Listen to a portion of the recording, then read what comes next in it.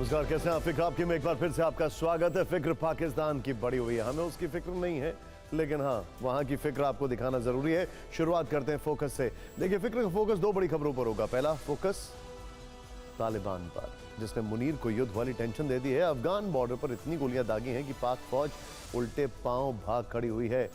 दूसरा फोकस शहबाज शरीफ और असीम मुनीर के कंफ्यूजन पर है। शहबाज भारत से शांति वार्ता चाहते हैं, लेकिन असीम मुनीर सिंधु समझौते पर भारत को जंग की धमकी दे रहे हैं अभी भी। इसके अलावा फिक्राब की में दो वायरल वीडियोस के साथ उनकी पूरी कहानी हम आपको दिखाएंगे। पहला वीडियो आनिस विक्रांत का वायरल है। रक्षा मंत्री आज आनिस विक्रांत पर पहुंचे, वहां से उन्होंने पाकिस्तान के 4 टुकड़े वाला बयान दिया। तो इस्लामाबाद में बैठे शहबाज का ब्लड प्रेशर हाई हो गया है। दूसरी वायरल खबर चीन से वायरल है। पाकिस्तान में तैनात चीनी हथियार भारत की मिसाइलों से कैसे पिट गए? जब ये सवाल चीनी रक्षा मंत्रालय के प्रवक्ता से हुआ तो वो सन्नाटे में चले गए। फिक्र की 2 फाइलें भी तैयार हैं। पहली फाइल पॉलिटिकल है। सीएम रेवंत रेड्डी ने कहा कि राहुल गांधी पीएम होते तो पीओके वापस ले लेते। उन्होंने ये कहकर गब्बर बब्बर वाले सियासी शोले भी भड़का दिए। बीजेपी ने उन्हें क्या जवाब दिया, हम बताएंगे। इसके अलावा दूसरी फाइल ट्रंप की खुलेगी। 130 दिन में उन्होंने 11 फैसले पलटे हैं। ये फैसले उन्होंने खुद लिए थे, जिसके बाद ट्रंप के आलोचक उन्हें अमेरिका का यू टर्न प्रेसिडेंट बुलाने लगे। भारत से 88 घंटे का युद्ध हारने के बाद पाकिस्तान की फिक्र हर दिन बढ़ती जा रही है। पाकिस्तान के विरुद्ध 3 फ्रंट पर बारूदी शोले सुलग रहे हैं। ये 3 फ्रंट कौन से हैं? सबसे पहले ये जान लेते हैं। पहला फ्रंट है हिंदुस्तान, हमारा भारत। आप कहेंगे कि दोनों मुल्कों में अभी तो सीजफायर है, शांति है, फिर इस फ्रंट पर अचानक से क्या बड़ी घटना घट गई? भारत पाकिस्तान सीमा से लगे इलाकों में मॉक ड्रिल करने वाला है, और यह खबर सुनकर पाकिस्तान की फौज, पाकिस्तान की सरकार और पाकिस्तान की मीडिया में खलबली मची हुई है। दूसरा फ्रंट है अफगानिस्तान। अफगान बॉर्डर पर इस समय जंग जैसे हालात हैं। तालिबान आर्मी ने पाकिस्तान फौज के विरुद्ध बंदूकों से मोर्चा खोल दिया है। पाक फौज के जवानों पर इतनी गोलियां बरसाई हैं कि जवाब में मुनीर को वहां टैंक तक उतारने पड़े हैं। और तीसरा फ्रंट है बलूचिस्तान। यहां बलूच लिबरेशन आर्मी असीम मुनीर का सबसे बड़ा सिरदर्द बनी हुई है। चीन बलूचिस्तान में सीपेक को बचाने के लिए पाक सरकार या पाक फौज से अब बात नहीं करेगी, बल्कि डायरेक्ट बलूच विद्रोहियों से वार्ता करेगी। यह खबर निश्चित ही शहबाज शरीफ और असीम मुनीर को शर्मसार कर रही है। तो पाकिस्तान की फिक्र बढ़ाने वाली शुरुआत अफगान बॉर्डर से करते हैं। पिछले 2 दिन से पाकिस्तान अफगानिस्तान बॉर्डर सुलग रहा है। अफगानिस्तान के बरमाचा सीमा क्षेत्र में पाकिस्तान फौज और तालिबान आर्मी के बीच जबरदस्त फायरिंग हुई है। यह इलाका बलूचिस्तान प्रांत से लगा हुआ है। अफगानिस्तान की तरफ से देखें तो उसके हेलमंड प्रांत के प्रशासन ने दोनों ओर से भारी गोलाबारी की पुष्टि की है। स्थानीय अधिकारियों के अनुसार बॉर्डर पर यह विवाद नई चौकियां बनाने से शुरू हुआ है, और विवाद इतना बढ़ गया है कि कुछ ही घंटों में दोनों ओर से जंग जैसे हालात बन गए। तालिबान की ताबड़तोड़ फायरिंग के कारण पाकिस्तान को वहां अपने टैंक भेजने पड़े। ग्राउंड से रिपोर्ट है कि इसके बाद तालिबान की ओर से रॉकेट लॉन्चर से फायर किया गया और तालिबान आर्मी ने भी जवाबी कार्रवाई शुरू की है। अफगान सीमा पर बनी पाक चौकियों को भारी तोपखाने से निशाना बनाया है। इसके बाद पाक फौज ने फौरन चौकियां बनाने का काम रोक दिया है, लेकिन हालात इस कदर बिगड़ चुके हैं कि शहबाज शरीफ और असीम मुनीर दोनों बहुत परेशान बताए जा रहे हैं। पाकिस्तान और अफगानिस्तान के बीच झगड़ा बहुत पुराना है। दोनों देशों के बीच डूरन लाइन को लेकर विवाद दशकों से चल रहा है। पाकिस्तान डूरन लाइन को अपनी आधिकारिक सीमा मानता है, लेकिन अफगानिस्तान को इस दावे से ऐतराज है। पाकिस्तान की नागरिक सरकार और तालिबान दोनों ही डूरन लाइन को मान्यता नहीं देते, जबकि पाकिस्तान ने अफगानिस्तान पर तालिबानी कब्जे के बाद ही इस डूरन लाइन पर तारबंदी का काम तेज कर दिया। नई चौकियां बनाने में जुटा हुआ है। इस वजह से दोनों पक्षों में बीते कुछ वर्षों में कई बार खूनी संघर्ष हो चुका है और ताजा विवाद भी इसी डूरन लाइन से जुड़ा हुआ है। लेकिन इस बार हालात पहले से काफी तनावपूर्ण है। यहां किसी भी समय युद्ध वाली चिंगारी भड़क सकती है।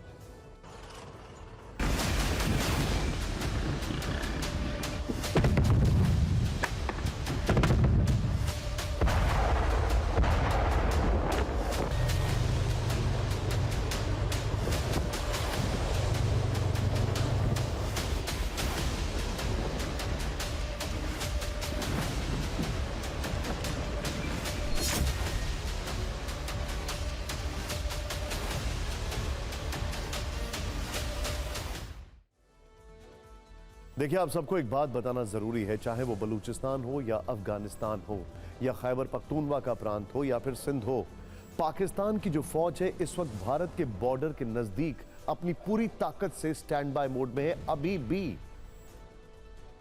इसके चलते वहां पर फौज की कमी हो गई है इन बॉर्डर्स पे जहां पर तनाव हो रहा है, नंबर 1। नंबर 2, पाकिस्तान की फौज को जिस तरीके से भारत ने 88 घंटे में हराया है, इससे बलूचिस्तान, सिंध और अफगानिस्तान, वहां की जो ताकतें हैं वो पाकिस्तान फौज के ऊपर अब हावी हो रही हैं, उनको दम मिल गया।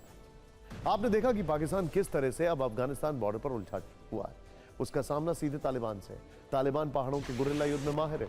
ठीक उसी तरह से जैसे बीएलए बलूचिस्तान में पहाड़ों का बेताज बादशाह है, वहां उसे भी हरा पाना मुनीर के बस की बात नहीं है। लेकिन अब आपको भारत के मोर्चे पर पाकिस्तान के डर का बढ़ता हुआ मीटर दिखाते हैं। पीएम मोदी से लेकर रक्षा मंत्री राजनाथ सिंह तक कई बार कह चुके हैं कि पाकिस्तान के खिलाफ ऑपरेशन सिंदूर जारी है। और इसी बीच जब यह घोषणा हुई कि पश्चिमी सीमा से लगे हुए राज्य गुजरात, राजस्थान, पंजाब, हरियाणा, जम्मू कश्मीर और चंडीगढ़ में मॉक ड्रिल की जाएगी, जल्द ही इन राज्यों में बड़े स्तर पर मॉक ड्रिल की तैयारी की जा रही है। इन राज्यों में यह ड्रिल इसलिए होनी है ताकि किसी भी इमरजेंसी में तैयारी और रिस्पांस को बेहतर बनाया जा सके। इस दौरान सैन्य ठिकानों पर दुश्मन के ड्रोन हमलों से निपटने वाली स्थिति का अभ्यास किया जाएगा। दुश्मन के हवाई हमलों पर कैसी प्रतिक्रिया देनी है, उस प्रतिक्रिया की रेंज क्या होनी है, ये सब ड्रिल में परखा जाएगा। तब ऐसे में डेवलपमेंट सुनकर पाकिस्तान की धड़कनें तेज हो गई। पाकिस्तान में इस मॉक ड्रिल का खौफ दिख रहा है। कहा जा रहा है कि भारत फिर से कुछ बड़ा करने वाला है। कहा जा रहा है कि भारत ऑपरेशन सिंदूर पार्ट 2 शुरू कर सकता है। कहा जा रहा है कि भारत के नए एक्शन पर नजर रखना होगा। पाकिस्तान में डर इसलिए बड़ा है क्योंकि इसी तरह से 7 मई को भी भारत ने कई शहरों में मॉक ड्रिल की थी, लेकिन उससे पहले ही ऑपरेशन सिंदूर को सफलतापूर्वक अंजाम देकर पाकिस्तान को चौंकाया था और पाकिस्तान में आतंक के 9 हेडक्वार्टर और फिर उसके बाद 11 एयरबेस तबाह कर दिए। इसीलिए पाकिस्तान मॉक ड्रिल का नाम सुनकर खौफ ज़दा है।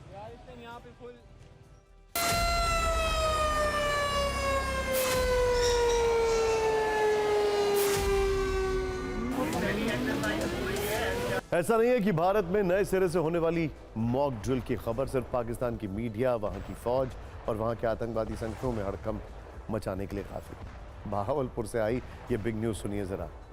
बहावलपुर जैश का हेडक्वार्टर है। इसी हेडक्वार्टर को 7 मई को भारतीय सेना ने तबाह किया था। अब यहां से खुफिया सूचनाएं हैं कि इसी बहावलपुर में लश्कर और जैश के आतंकियों ने एक सीक्रेट मीटिंग की है। दोनों आतंकी संगठनों की संयुक्त टेरर मीटिंग में 200 से अधिक आतंकवादियों ने हिस्सा लिया। आतंकियों की इस बैठक में भारत से बदला लेने की बातें की गई। इस सीक्रेट मीटिंग में ऑपरेशन सिंदूर में मारे गए 100 आतंकवादियों को शहीद घोषित किया गया। सूत्रों के अनुसार लश्कर और जैश की इस मीटिंग में आईएसआई के टॉप अधिकारी भी शामिल हुए और आईएसआई ने लश्कर और जैश को भारत के खिलाफ नए सिरे से टेरर फंडिंग का भरोसा भी दिलाया। यानी इस मीटिंग से भी पाक फौज और आतंकवादी संगठनों के टेरर अलायंस की पोल खुल चुकी है।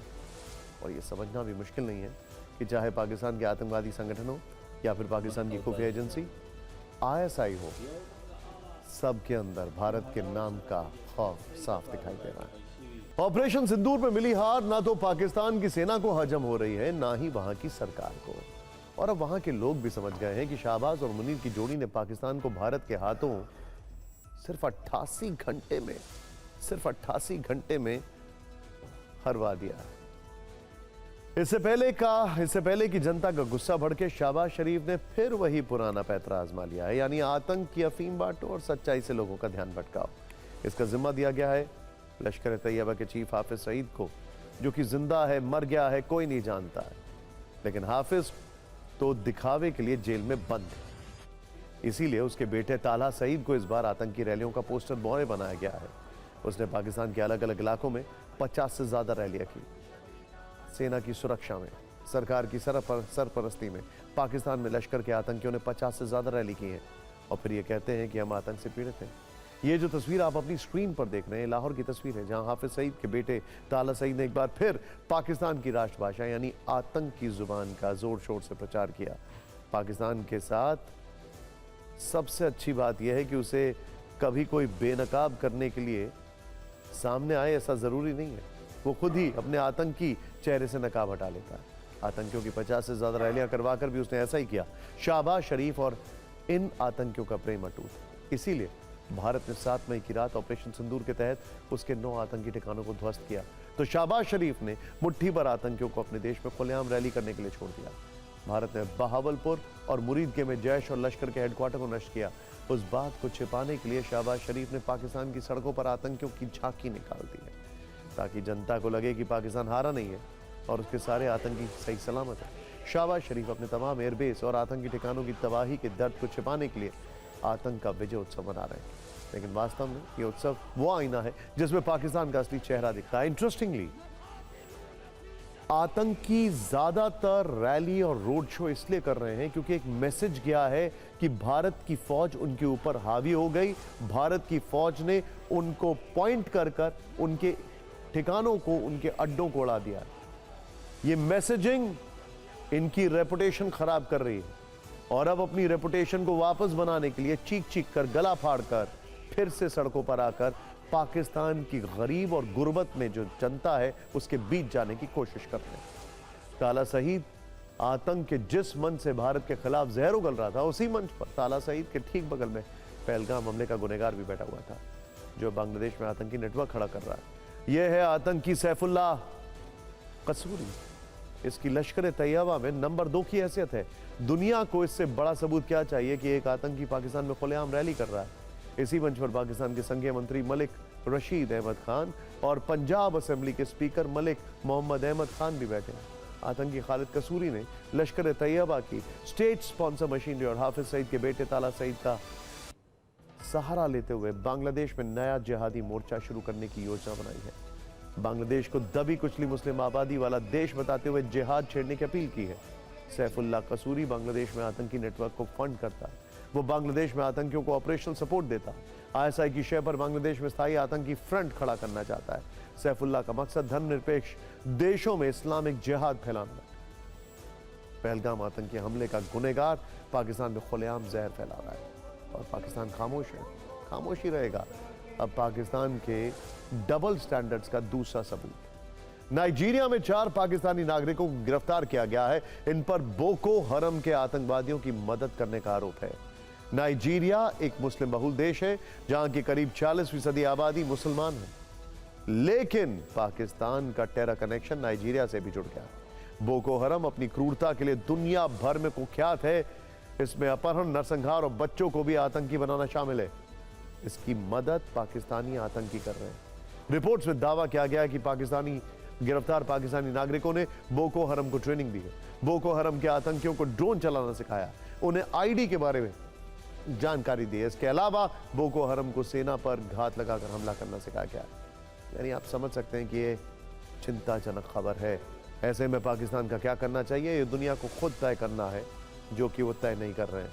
फिक्र में हमारा अगला चैप्टर भी पाकिस्तान का है, जिसका कोड वर्ड है कंफ्यूजन। इस्लामाबाद में 2 सबसे बड़े हुक्मरान हैं, दुनिया में साथ साथ घूम रहे हैं, कह कुछ रहे हैं, कर कुछ रहे हैं। नाम तो सुना ही होगा। एक है पाकिस्तान के प्रधानमंत्री शहबाज शरीफ, जो कि डरे हुए हैं, भयभीत हैं, अक्सर फैक्ट्स में गलत चीजों को बोलते हैं। और दूसरे हैं सेना प्रमुख फील्ड मार्शल असीम मुनीर, जो फील्ड मार्शल इसलिए बने जिससे कि उनका कोर्ट मार्शल ना हो। इन दोनों की केमिस्ट्री और विचारों को देखकर यही कहा जा सकता है कि भाई पहले आपस में दोनों मिलकर यह तय कर लो कि आखिर कहना क्या है और करना क्या है। वैसे भी पाकिस्तान लोकतंत्र से ज्यादा मार्शल लॉ के लिए बदनाम रहा है। ऊपर से शहबाज और मुनीर अपने अपने बयानों से भ्रम फैला रहे हैं। यह भारत की पिटाई का प्रभाव भी हो सकता है, जो उनके दिलो दिमाग पर गहरा असर कर रहा है। अब जरा समझते हैं कि पाकिस्तान में इतना कंफ्यूजन क्यों है। आखिर क्यों शहबाज अलग सोच के साथ चल रहे हैं और मुनीर अलग लाइन पर चल रहे हैं। देखिए, लेटेस्ट एपिसोड जनरल असीम मुनीर के बयान के बाद शुरू हुआ। वो रावलपिंडी में एक कार्यक्रम में पहुंचे थे, जहां यूनिवर्सिटीज के कुलपति और टीचर मौजूद थे। सेना के कई बड़े अफसर भी हॉल में बैठे हुए थे। इसी कार्यक्रम में उन्होंने सिंधु जल का मुद्दा छेड़ दिया और शहबाज शरीफ से अलग लाइन ले ली। जनरल असीम मुनीर ने कहा कि पाकिस्तान पानी के मुद्दे पर कोई समझौता नहीं करेगा। ये 24 करोड़ जनता के जीवन से जुड़ा मामला। ये पानी पाकिस्तान के लोगों का हक है। इससे पहले सेना कह चुकी है कि पानी रोकने को युद्ध माना जाएगा। यानी मुनीर की भाषा धमकी वाली है। उधर ईरान में शहबाज शरीफ कह रहे थे कि हम भारत के साथ शांति वार्ता के लिए तैयार हैं। हम पानी, व्यापार और आतंकवाद के मुद्दे पर भी बातचीत के लिए तैयार हैं। चिंताजनक बात यह है, असीम मुनीर ने जब 2 नेशन थ्योरी की बात की तो पहलगाम की घटना हुई। अब असीम मुनीर पानी को लेकर एक धमकी दे रहे हैं। क्या पाकिस्तान ने फिर से कुछ बड़ा प्लान किया है? कंफ्यूजन देखिए, घरेलू मंच पर कुछ कहा जा रहा है, अंतर्राष्ट्रीय मंच पर कुछ कहा जा रहा है, लेकिन पाकिस्तान की लीडरशिप चाहे जो कहे, भारत ने साफ कर दिया कि पाकिस्तान से बात होगी तो सिर्फ पीओके पर। हम आपको इसी शो में बता चुके हैं कि सिंधु जल समझौता पाकिस्तान के लिए लाइफलाइन है। इस पर भारत का ब्रेक लगाने से पाकिस्तान को आर्थिक और सामाजिक दोनों स्तर पर कड़ी चोट पड़ी है। गृह युद्ध जैसे हालात हो सकते हैं। इस्लामाबाद को पता है कि भारत से पिटने के बाद अब उनसे सिंधु समझौते पर सवाल होगा। इसीलिए जनरल मुनीर पहले से माहौल बनाने में जुट गए ताकि जनता का ध्यान असली मुद्दे से भटकाया जा सके। अब आपको पाकिस्तान के डर की एक और पिक्चर दिखाते हैं। ऑपरेशन सिंदूर के समय पाकिस्तान को सबसे ज्यादा डर अरब सागर में तैनात आईएनएस विक्रांत से था। भारत के स्वदेशी एयरक्राफ्ट कैरियर आईएनएस विक्रांत, जिसका सिर्फ डिप्लॉयमेंट ही पाकिस्तान की धड़कनें हर दिन बढ़ा रहा था। आज उसी आईएनएस विक्रांत पर रक्षा मंत्री राजनाथ सिंह जब सवार हुए और उनकी ये तस्वीर वायरल हुई तो दहशत की घंटी इस्लामाबाद में फिर से बजी। आईएनएस विक्रांत पर पहुंचकर रक्षा मंत्री राजनाथ सिंह ने ऑपरेशन सिंदूर के लिए भारतीय नौसेना को बधाई दी। अधिकारियों के साथ मुलाकात की, जवानों का हौसला बढ़ाया। इसके बाद आईएनएस विक्रांत से जो तस्वीरें आई हैं वो पाकिस्तान तक ट्रेंड कर रही हैं। वैसे आज रक्षा मंत्री राजनाथ सिंह ने आईएनएस विक्रांत से न सिर्फ पाकिस्तान को अल्टीमेटम दिया है बल्कि एक ओपन एक्सचेंज ऑफर भी। इस ऑफर की शर्त थी कि अगर पाकिस्तान को शांति चाहिए तो उसे पाकिस्तान में बैठे आतंक के आकाओं हाफिज सईद और मसूद अजहर को भारत को सौंपना होगा। यहीं पर पाकिस्तान फंस गया, क्योंकि जिस हाफिज सईद और मसूद अजहर को सौंपने की बात राजनाथ सिंह ने की है वो खुलेआम रैलियां कर रहे हैं। मसूद अजहर के बारे में कुछ पता नहीं है, वो गायब हो गया। 2019 के बाद से कहा जाता उसका कोई ऑडियो भी नहीं आया, और जो बीच में कुछ आया था वो रिकॉर्डेड था, बहुत पुराना। खैर, भारत के खिलाफ भड़काऊ तकरीरें कर रहे हैं ये सभी लोग। वहां की सरकार आतंकियों को मुआवजा बांट रही है। वैसे आज राजनाथ सिंह ने पाकिस्तान के लिए कौन सी नई लकीर खींच दी है वो आपको दिखाते हैं। अब तक हार और झूठ का जश्न मनाने वाले पाकिस्तान के वजीर आजम शहबाज शरीफ इन दोनों मुस्लिम मुल्कों में शांति के कबूतर उड़ा रहे हैं और कह रहे हैं कि वो भारत के साथ शांति वार्ता के लिए तैयार है। इंटरेस्टिंगली, वो ऐसे मुल्कों में भारत के साथ शांति वार्ता की अपील कर रहे हैं जो मुल्क उनकी मदद कर चुके हैं भारत के खिलाफ। लेकिन आज रक्षा मंत्री राजनाथ सिंह ने पाकिस्तान के सामने शांति के बदले नई शर्त रख दी। अगर पाकिस्तान भारत के साथ शांति चाहता है तो वो इसकी शुरुआत हाफिज सईद और मसूद अजहर को भारत को सौंप कर करे। पाकिस्तान के हक में यही बात होगी कि वो अपनी जमीन पर चल रही आतंक की नर्सरी को अपने ही हाथों से उखाड़ फेंके। रक्षा मंत्री ने पाकिस्तान को यह बता दिया कि ऑपरेशन सिंदूर सिर्फ वार्म अप था और अब कुछ किया तो भगवान ही जानता है कि उसके साथ क्या होगा।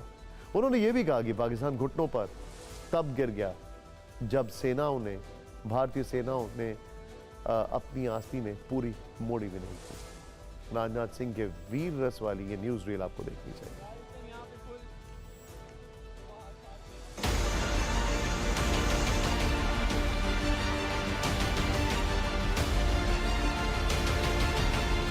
पाकिस्तान के हक में यही बात होगी कि वह अपनी जमीन पर चल रही आतंकवाद की नर्सरी को अपने हाथों से उखाड़ दे। इसकी शुरुआत उसे हाफिज सईद और मसूद अजहर जैसे आतंकवादियों को भारत के हाथों में सौंपने से करनी चाहिए।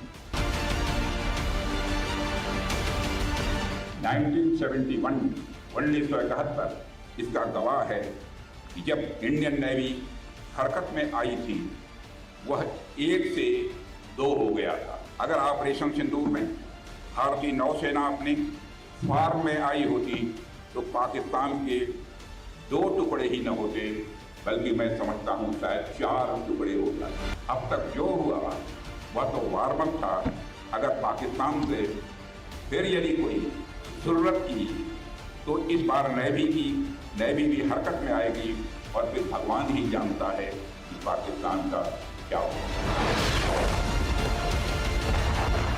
कल ही पाकिस्तान के प्रधानमंत्री ने फिर यह बात दोहराई है, मगर भारत ने साफ कर रखा है बात होगी तो आतंकवाद पर होगी, बात होगी तो पाक ऑक्युपाइड कश्मीर पर। आज आईएनएस विक्रांत से रक्षा मंत्री राजनाथ सिंह ने पाकिस्तान के दर्द वाले वो पन्ने भी पलटे जिन्हें छूने से पाकिस्तान की सेना और वहां की सरकार बहुत घबराती है। लेकिन भारत के लिए वो पल जश्न और शौर्य का प्रतीक है। राजनाथ सिंह ने कहा कि नौसेना जब 1971 में हरकत में आई थी तो पाकिस्तान के 2 टुकड़े हुए थे, लेकिन ऑपरेशन सिंदूर में इंडियन नेवी अगर फॉर्म में आती तो पाकिस्तान के 2 नहीं 4 टुकड़े हो जाते। इसीलिए आज पाकिस्तान के लिए हम 1971 वाला वो रिमाइंडर भी लेकर आए। भारतीय नौसेना आखिरी बार 1971 की जंग में ही पाकिस्तान के खिलाफ उतरी थी और इस युद्ध में असली कहानी तब शुरू हुई थी जब इंडियन नेवी ने पाकिस्तान के खिलाफ ऑपरेशन ट्राइडेंट शुरू किया था। तब भारत की पश्चिमी नौसेना कमान को ऑपरेशन ट्राइडेंट के लिए आदेश भेजे गए थे। इस बीच पता चला कि पाकिस्तान की एक पनडुब्बी गाजी जिसका नाम था, हमला करने के इंतजार में तब भारतीय जल सीमा में वो घूम रही थी और उसको नष्ट करने का जिम्मा anti submarine frigate INS khukri और आईएनएस कृपाण को सौंपा गया। ऑपरेशन ट्राइडेंट के तहत 4 दिसंबर 1971 को भारतीय नौसेना ने कराची में पाकिस्तान नेवी बेस पर आक्रमण कर दिया। एम्यूनिशन सप्लाई शिप समेत कई जहाज और ऑयल टैंकर तबाह कर दिए। आईएनएस विक्रांत से चटगांव और खुलना में कराची पोर्ट और दूसरे क्षेत्रों पर इतने हमले हुए कि पाकिस्तान धुआं-धुआं हो गया। इंटरेस्टिंग बात यह है कि पाकिस्तान की सबमरीन गाजी उस वक्त आईएनएस विक्रांत को ढूंढ रही थी और भारत ने तब भी इस बार हम लोगों ने नकली विमान उड़ाकर उनको कंफ्यूज किया, तब भी हमने एक अलग युद्धपोत करके उनको कंफ्यूज कर दिया था। भारतीय नौसेना की चोट के आगे पाकिस्तान पूरी तरह टूट गया। इस युद्ध में इंडियन नेवी ने बहुत निर्णायक भूमिका निभाई। इसका नतीजा ये हुआ कि पाकिस्तान 2 टुकड़ों में बंट गया और बांग्लादेश का जन्म हुआ। इसीलिए भारत हर वर्ष 4 दिसंबर को नौसेना दिवस के रूप में मनाता है। इंटरेस्टिंगली जो उनकी गाजी सबमरीन है वो आज भी थोड़ा दूर भारत के इलाके से है। अमेरिका चाहता था उसको रिट्रीव करने के लिए, भारत ने मना कर दिया, धसी पड़ी है समंदर के धरातल में। खैर, रक्षा मंत्री राजनाथ सिंह आईएनएस विक्रांत पर तैनात होकर पाकिस्तान को उसकी हैसियत बता रहे थे तो बिहार और उत्तर प्रदेश में पहुंचे प्रधानमंत्री मोदी भी पाकिस्तान प्रायोजित आतंकवाद पर हमलावर थे। पीएम मोदी के शुक्रवार की सुबह बिहार के रोहतास जिले में एक जनसभा से हुई। करीब 33 मिनट के भाषण में उनका फोकस आतंक और आतंक का पालन पोषण करने वाले पाकिस्तान पर रहा। पीएम मोदी ने कहा कि पहलगाम हमले के एक दिन बाद वो बिहार आए। उन्होंने बिहार की धरती से जो वचन दिया था वो पूरा किया। पहले एक बार सुनिए कि उन्होंने 24 अप्रैल को मधुबनी में क्या कहा था और आज रोहतास में क्या कहा। इसके बाद पीएम मोदी के राष्ट्रवादी और आतंकवादी विरोधी संबोधन की कुंजी खोली। सजा मिलकर के रहेगी। अब आतंकियों की बची खुची जमीन को भी मिट्टी में मिलाने का समय आ गया है। आतंक के आकाओं के ठिकानों को मिट्टी में मिला दिया जाएगा। बिहार की धरती पर मैंने कहा था उन्हें कल्पना से भी बड़ी सजा होगी। आज जब मैं बिहार आया हूं तो अपने वचन पूरा करने के बाद आया हूं। देखा आपने, प्रधानमंत्री मोदी ने तब जो कहा था उसको पूरा कर दिया, ये उन्होंने साफ कह दिया। और देखा भी, बिहार के रोहतास के बाद पीएम मोदी उत्तर प्रदेश के कानपुर पहुंचे। कानपुर में पहलगाम हमले पर में मारे गए शुभम द्विवेदी के परिवार वालों से मुलाकात की। पीएम मोदी ने शुभम द्विवेदी के परिवार को आश्वासन दिया कि आतंकवाद के खिलाफ लड़ाई अभी खत्म नहीं हुई है और कानपुर के अंदाज में उन्होंने पाकिस्तान को चुनौती भी दी है। पीएम मोदी ने कानपुर में आतंकवाद के खिलाफ 3 सूत्र दिए। पहला सूत्र, भारत हर आतंकी हमले का जवाब देगा। दूसरा सूत्र, भारत एटम बम की धमकी से नहीं डरेगा। तीसरा सूत्र, भारत आतंकी और उसकी सरकार को एक नजर से देखेगा। ध्यान से सुनिएगा, भारत आतंकी और उसकी सरकार को एक नजर से देखेगा। पीएम मोदी ने कानपुर में वहीं के अंदाज में यह भी कहा कि दुश्मन कहीं भी हो उसे हौंक दिया जाएगा। नरेंद्र मोदी जिंदाबाद। आतंक का फन अगर फिर उठेगा तो भारत उसे दिल से खींचकर कुचलने का काम करेगा। पहलगाम के कायरना आतंकी हमले में हमारे कानपुर के बेटे शुभम द्विवेदी ने भी इस बर्बरता का वो शिकार हुए। आतंक के खिलाफ अपनी लड़ाई में 3 सूत्र स्पष्ट रूप से तय किए। पहला, भारत हर आतंकी हमले का करारा जवाब देगा। दूसरा, भारत अब एटम बम की गीदड़ बप्पी से नहीं डरेगा। तीसरा, आतंक के आका और आतंकी सरपरस्त सरकार को भारत एक ही नजर से देखेगा।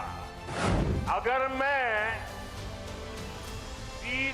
सीधी कानपुरिया में कहूं तो दुश्मन कहीं भी हो भौंक दिया जाएगा। प्रधानमंत्री मोदी के यूपी बिहार दौरे पर राजनीतिक चर्चाएं भी खूब हो रही हैं। इन चर्चाओं में सबसे ज्यादा बात पीएम मोदी और सीएम नीतीश कुमार की मुलाकात की हुई। रोहतास की रैली में पीएम मोदी और सीएम नीतीश कुमार के बीच अच्छी खासी राजनीतिक केमिस्ट्री दिखी। मंच पर दोनों नेता एक दूसरे से कई मुद्दों पर बात करते दिखे। सीएम नीतीश कुमार इस दौरान पीएम मोदी के सामने कई बार हाथ जोड़े और अपनी बात कहते दिखे। हालांकि कांग्रेस, आरजेडी और समाजवादी पार्टी को पीएम मोदी का संबोधन पसंद नहीं आया। इन दलों ने पीएम पर ऑपरेशन सिंदूर के नाम पर राजनीति करने का आरोप लगाया। राजनीतिक एक्शन और रिएक्शन के बीच एक भावुक क्षण तब देखने को मिला जब पटना एयरपोर्ट पर युवा क्रिकेटर वैभव सूर्यवंशी प्रधानमंत्री नरेंद्र मोदी से मिले। ये मुलाकात महज एक औपचारिक नहीं बल्कि एक प्रेरणादायक दृश्य बन गई जिसने लाखों दिलों को छू लिया।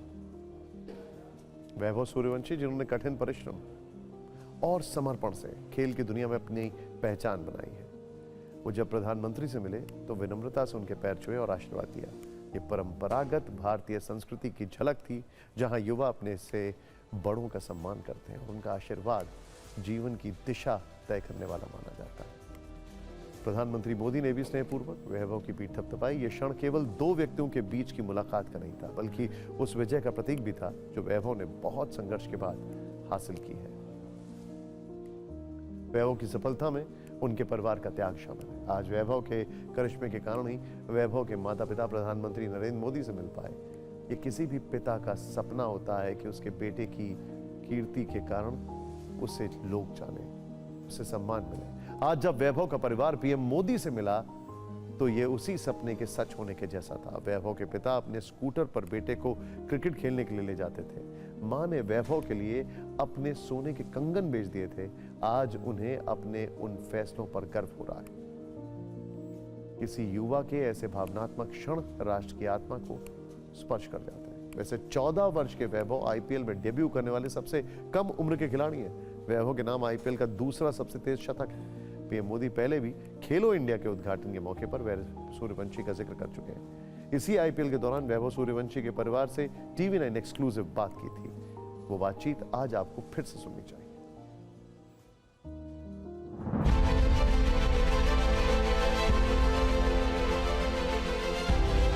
वैभव के पिताजी का यह स्वप्न ही था जो हम नहीं किए क्रिकेट के क्षेत्र में, वो मेरा पुत्र करे। इसके लिए उन्होंने तन मन धन सभी कुछ निष्ठापूर्वक उसको समर्पित कर दिया। और बच्चा भी उस लायक था जो वो भी लगनशील परिश्रमी निकला।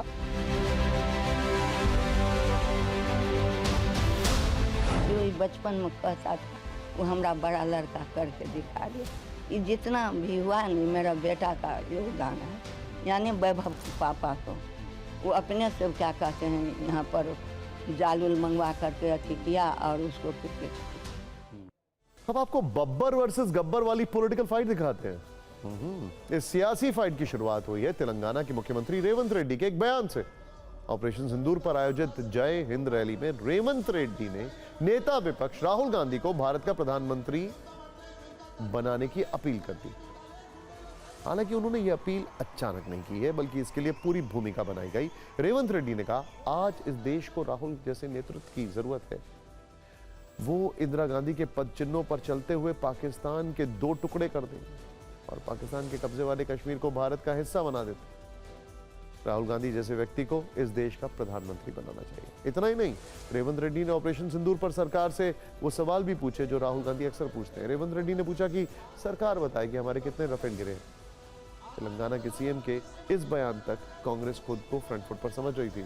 उसे लग रहा था कि इस पिच पर खेलते हुए उसने बढ़त बना लिया, लेकिन फिर बारी आई बीजेपी की। मोर्चा संभाला संबित पात्रा ने और शोले फिल्म के स्क्रीन प्ले से सियासी फाइट का को रोमांचक बना दी। संबित पात्रा ने रेवंत रेड्डी पर तंज कसा कि ये जो पाकिस्तान के बब्बर हैं वो हिंदुस्तान के गब्बर हैं और हिंदुस्तान के गब्बरों का वही होगा जो जय और वीरू ने गब्बर का किया था। इस पॉलिटिकल फाइट पर हमने एक रील बनाई है, आप देखिए।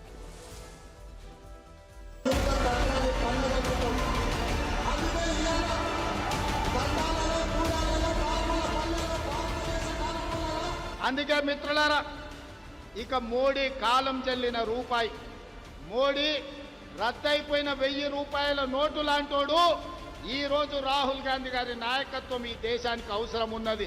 రాహుల్ గాంధీ లాంటి నాయకుడు ఈ దేశానికి ప్రధానమంత్రి ఉంటే ఇందిరాగాంధీని ఆదర్శంగా తీసుకొని అపరకాలి ఆదర్శ మార్గంలో నడిచి పాకిస్తాన్ 2 ముక్కలు చేసి పాకిస్తాన్ ఆక్యుపైడ్ కాశ్మీర్ ని హిందుస్థాన్ లో చేర్పించుండేవాడు राहुल गांधी लांटी वाडू।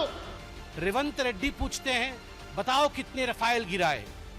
ये जो पाकिस्तान के बब्बर हैं वो हिंदुस्तान के गब्बर हैं, और याद रखो हिंदुस्तान के गब्बरों तुम्हारी वही होगी जो जय और वीरू ने गब्बर का किया।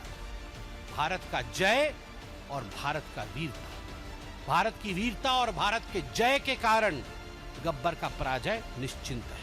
तेलंगाना के माननीय मुख्यमंत्री को आतंकवाद के खिलाफ भी राजनीति करने की राजनीतिक बीमारी संक्रमण के दौर में है और हम सीधा संवाद करेंगे 2 ही शर्तों पर कि आतंकवाद को संरक्षण देना बंद करो और पाक अधिकृत कश्मीर हमको चाहिए।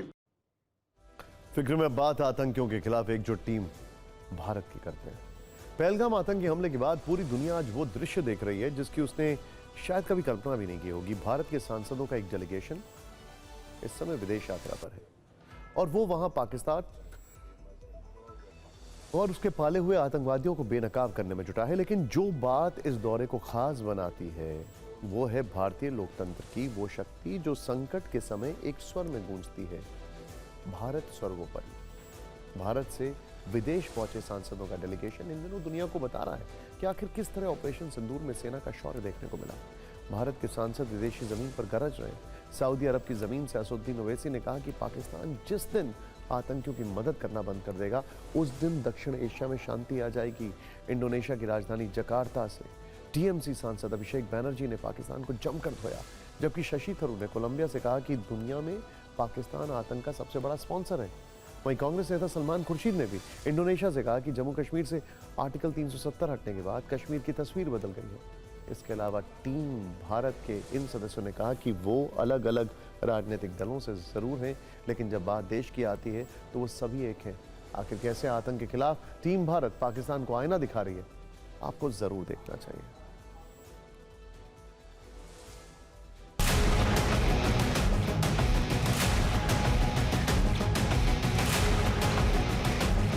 I don't work for the government, as you know. I work for an opposition party. हम यहाँ पर भारतीय पार्लियामेंट को लेकर नहीं आए हैं, हम यहाँ पर अंतर पार्टी मल्टी पार्टी एक डेलीगेशन को लेकर आए हैं जो भारत की तरफ से एक ही भाषा बोल सकता है। हम यहाँ अलग अलग भाषा नहीं बोल सकते। Yes, we have a political differences, but when it comes to the integrity of our country, it is high time that the neighboring country understands that India stands united against terrorism. हम political parties की हो सकते हैं, लेकिन जब देश की बात है हम सब एक हैं। We have different mother tongue, and out of the 8 of us, we represent 5 different religions.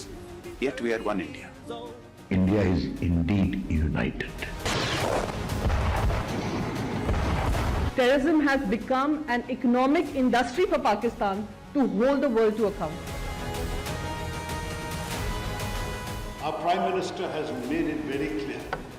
Operation Sindoor was necessary because these terrorists came and wiped the Sindoor off the foreheads of 26 women.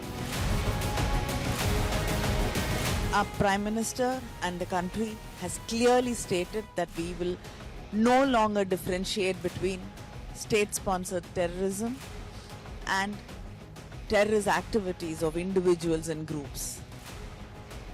India has suffered enough and the time has come to say no more. The best thing now is the Kingdom of Saudi Arabia, the Kuwait government and the Bahraini government, we have requested them when the delegation had met that they must ensure that Pakistan must be brought back in a FATF list. दुनिया भर में star सांसदों की team Bharat का लोहा मनवा रही है, तो उधर ऑपरेशन सिंदूर में मेड इन चाइना हथियारों की पिटाई को लेकर बीजिंग की धुलाई हो रही है। चीन की सेना से पूछा गया कि पाकिस्तान को दिए गए हमारे हथियार आखिर फुस क्यों हो गए। सवाल तो सीधा है और स्पष्ट था, लेकिन इसके जवाब में डिफेंस के प्रवक्ता ने डिप्लोमेसी पर चर्चा शुरू कर दी। मतलब सवाल हथियार पर और ज्ञान कूटनीति पर। आपको पूरा सीक्वेंस बताते हैं। चीन ने पाकिस्तान को PL-15E मिसाइल दी है। मेड इन चाइना इसी मिसाइल का इस्तेमाल उसने भारत के खिलाफ किया। चीन की मिसाइल टारगेट तक तो आई, लेकिन धुआं तक नहीं निकला। मतलब कथित तौर पर सुपर एडवांस मिसाइल फटी ही नहीं, बिल्कुल बेजान पड़ी थी, जैसे कोई खिलौना हो। 9 मई को ये मिसाइल पंजाब के होशियारपुर में मिली थी। ये सबूत मिसाइल भारतीय सेना के पास ये मिसाइल सबूत के तौर पर भारतीय सेना के पास मौजूद है। चीन जो खुद के हथियारों का दम भरता है, उसे ये बात 20 दिन से हजम नहीं हो रही है। उसे समझ नहीं आ रहा है कि जिस मिसाइल को उसने दमदार बताकर बेचा, उसने भारतीय ज़मीन पर दम कैसे तोड़ दिया। इसी मिसाइल को लेकर एक पत्रकार ने सवाल पूछ लिया तो चेहरे पर जो रंग था वो एकदम फीका पड़ गया।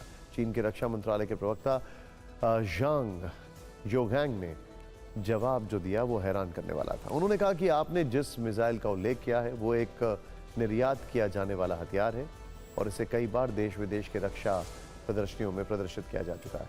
तो क्या चीन उस मिसाइल को सिर्फ बेचने के लिए बनाता है और दिखाता है? अगर ऐसा है तो ये पाकिस्तान के लिए बड़ा झटका है। आगे वो कहते हैं कि भारत और पाकिस्तान ऐसे पड़ोसी हैं जिन्हें अलग नहीं किया जा सकता। हम आशा करते हैं कि दोनों पक्ष शांति और संयम बनाकर रखेंगे। कमाल है, प्रश्न मिसाइल के परफॉर्मेंस पर था और ज्ञान डिप्लोमेसी पर देने लगे। वो ये नहीं बता पाए कि उनके देश का सबसे premium project real war situation में कैसे फिस हो गया। इसे कहते हैं अपनी सच्चाई और नाकामियों से मुंह चुराकर भागना। वैसे भी चीनी सामान पर लोगों का भरोसा कम ही होता है। तंज करने के लिए लोग कहते हैं चीनी सामान है क्या। ताज़ा प्रकरण मिसाइल से जुड़ा है। सोचिए अगर मिसाइल फटी ही नहीं तो इसे बनाने वाले बीजिंग पर क्या बीत रही होगी। और उनका एयर डिफेंस सिस्टम तो आप सभी जानते हैं पूरी तरह फेल हो गया। अपनी PL-15E मिसाइल की शक्ति को लेकर चीन बड़े बड़े दावे करता है। इतना माहौल बना दिया था कि मिसाइल के दम पर पाकिस्तान भारत को आंख दिखाने चला था, लेकिन जब वो फटने के बजाय जमीन पर बेजान होकर गिर गई तो इस्लामाबाद से लेकर बीजिंग तक हैरानी हुई। चीन का दावा है कि PL-15E मिसाइल रेडार संचालित है। इसमें dual pulse solid propellant rocket motor लगे हैं जो इसे मैक 5 की स्पीड देते हैं। इसे बियॉन्ड विजुअल रेंज मिसाइल कहा जाता है। लंबी दूरी की हवा से हवा में मार करने वाली इस मिसाइल की रेंज 145 किलोमीटर है। इस मिसाइल का उपयोग हाई वैल्यू हवाई लक्ष्यों को नष्ट करने के लिए किया जाता है। लॉन्च के बाद टारगेट को बदला जा सकता है। ये मिसाइल JF-17 और J-10CE जैसे लड़ाकू विमानों में फिट की जाती है। सीप्री की रिपोर्ट के अनुसार पाकिस्तान के लिए चीन सबसे बड़ा हथियार सप्लायर है। पाकिस्तान ने 2020 से 2024 तक जितने भी हथियार खरीदे उनमें 81% चीन का हथियार या चीनी माल है, कुछ भी कह सकते हैं। पाकिस्तान ने भारत के खिलाफ इन हथियारों का भयंकर इस्तेमाल किया, लेकिन मेड इन चाइना वेपन्स का प्रदर्शन बड़ा खराब रहा है। चीन का कथित तौर पर सबसे आधुनिक मिसाइल डिफेंस सिस्टम HQ-9 ना तो भारत की किसी मिसाइल को रोक पाया और ना ही पाकिस्तान का एयरवेज बचा पाया। और तो और ऑपरेशन सिंदूर में HQ-9 भी ध्वस्त हो गया, जिसके विजुअल्स भी हमने आपको दिखाए थे। जाहिर है अपने हथियारों की इस कदर हुई पिटाई का ये विजुअल बीजिंग को बेचैन कर रहा है। फिक्र में अब बात करते हैं अमेरिका के राष्ट्रपति डोनाल्ड ट्रंप की, जो एक के बाद एक अपने ही फैसलों को बदल रहे हैं और अमेरिका में हंसी के पात्र बन रहे हैं। दूसरी बार सत्ता संभालने के 130 दिन के अंदर ट्रंप ने इतने यू टर्न लिए हैं कि उन्हें अब मिस्टर यू टर्न प्रेसिडेंट कहा जाने लगा है। ट्रंप हड़बड़ी और बड़बड़ेपन में कोई बड़ा फैसला लेते हैं और फिर खुद ही उस फैसले से पलट जाते हैं। बात चाहे टैरिफ की हो या बर्थ राइट वाले फैसले की हो, ट्रंप ने अपने फैसले से कई बार यू टर्न लिया है। पिछले कुछ दिनों से तो ट्रंप की मुश्किलें बढ़ती ही जा रही हैं। एक तरफ इलॉन मस्क से उनकी दोस्ती टूटने की खबरें हैं, तो दूसरी तरफ विश्व कूटनीति में पुतिन ने उन्हें फंसा दिया है। यानी ट्रंप का बड़बोलापन और क्रेडिट लेने की भूख अब उन पर भारी पड़ने लगी है। ट्रंप का दूसरा कार्यकाल शुरू हुए अभी 4 महीने हुए हैं, लेकिन उनकी नीतियों को लेकर विवाद और कानूनी चुनौतियां कम होने का नाम नहीं ले रही हैं। ट्रंप इतने दबाव में है कि वो अपने 11 फैसलों को खुद बदल चुके हैं। वो किसी दिन अपने फैसले को गेम चेंजर बताते हैं और अगले ही दिन उससे पलट जाते हैं। इसके अलावा ट्रंप के फैसलों के सामने कानूनी अड़चनें भी हैं। अब तक अमेरिकी अदालतों ने ट्रंप प्रशासन के कम से कम 180 कार्यकारी आदेशों और नीतियों पर स्थायी या अस्थायी रोक लगाई, जबकि ट्रंप प्रशासन के आदेशों के खिलाफ 250 से ज्यादा याचिकाएं दायर की जा चुकी हैं। ट्रंप को लगता है कि वो कुछ भी कर सकते हैं, कोई भी फैसला ले सकते हैं और पूरी दुनिया को डरा सकते हैं। इसी आत्मविश्वास में वो अमेरिकी नागरिकों से लेकर विदेश नीति तक अजीब फैसले लेते हैं, लेकिन जब विरोध बढ़ता है तो ट्रंप तुरंत अपने फैसले से पलट जाते हैं। टैरिफ वाले फैसलों में तो ट्रंप ने यू टर्न का नया रिकॉर्ड बना डाला। उन्होंने कई बार टैरिफ वाला ऐलान किया और फिर उसे वापस भी ले लिया। अभी तक वो टैरिफ पर कोई फाइनल फैसला नहीं ले पाए। इसी तरह ट्रंप को प्रवासी बच्चों के बर्थ राइट रोकने का फैसला भी बदलना पड़ा। इसके अलावा ट्रंप ने पहले इबोला रोकथाम फंडिंग को रोका, फिर खुद ही दोबारा शुरू कर दिया। यानी ट्रंप इतनी टेंशन में है कि उन्हें समझ में नहीं आ रहा है कि क्या करना है और क्या नहीं, या फिर यह नतीजा है ट्रंप के एक बहुत ही इनएक्सपीरियंस्ड और अनप्रोफेशनल एडवाइजिंग कमिटी और कैबिनेट का। इलॉन मस्क के डिपार्टमेंट ऑफ गवर्नमेंट एफिशिएंसी यानी डॉज के चीफ से इस्तीफा देने के बाद दुनिया भर में शोर है। क्या ट्रंप और मस्क की दोस्ती टूट गई? जिन मस्क ने ट्रंप के प्रचार में 2100 करोड़ रुपए का चंदा दिया था, आखिर वो ट्रंप से अलग क्यों हो गए? क्या वो इलॉन खुद को हो रहे करोड़ों के नुकसान की वजह से ट्रंप से अलग हुए? जिस व्यक्ति को ट्रंप ने अपने परिवार का सदस्य बताया था, जिनके बेटे को ट्रंप खुद चुनावी रैलियों में लेकर घूमते रहे, उस व्यक्ति से ट्रंप की दूरियां क्यों बन गई? इन्हीं सवालों के बीच आज रात 11 बजे ट्रंप और मस्क एक प्रेस कॉन्फ्रेंस करने जा रहे हैं। इसीलिए लोग कह रहे हैं जब एक साथ आएंगे दो जिगरी यार, तब दुनिया को बताएंगे आखिर क्यों हुई तकरार। वैसे इलॉन के इस्तीफा देने के बाद घंटों तक ट्रंप की तरफ से कोई बयान नहीं आया था। व्हाइट हाउस ने भी इस पर चुप्पी साध ली थी, लेकिन घंटों बाद ट्रंप ने ट्रुथ सोशल पर इलॉन मस्क को लेकर अपनी चुप्पी तोड़ी। ट्रंप ने लिखा, मैं ओवल ऑफिस में इलॉन मस्क के साथ प्रेस कॉन्फ्रेंस कर रहा हूँ, ये उनका आखिरी दिन होगा, लेकिन वास्तव में नहीं, क्योंकि वो हमेशा मेरे साथ रहेंगे और हर तरह से हमारी मदद करेंगे। इलॉन शानदार है, व्हाइट हाउस में मिलते हैं। जिन इलॉन मस्क की ट्रंप खुलकर तारीफ कर रहे हैं, उन्हीं इलॉन ने खुलेआम एक इंटरव्यू में ट्रंप के बिग ब्यूटीफुल बिल की आलोचना कर दी थी। ये हमने आपको इसी शो में कल दिखाया था।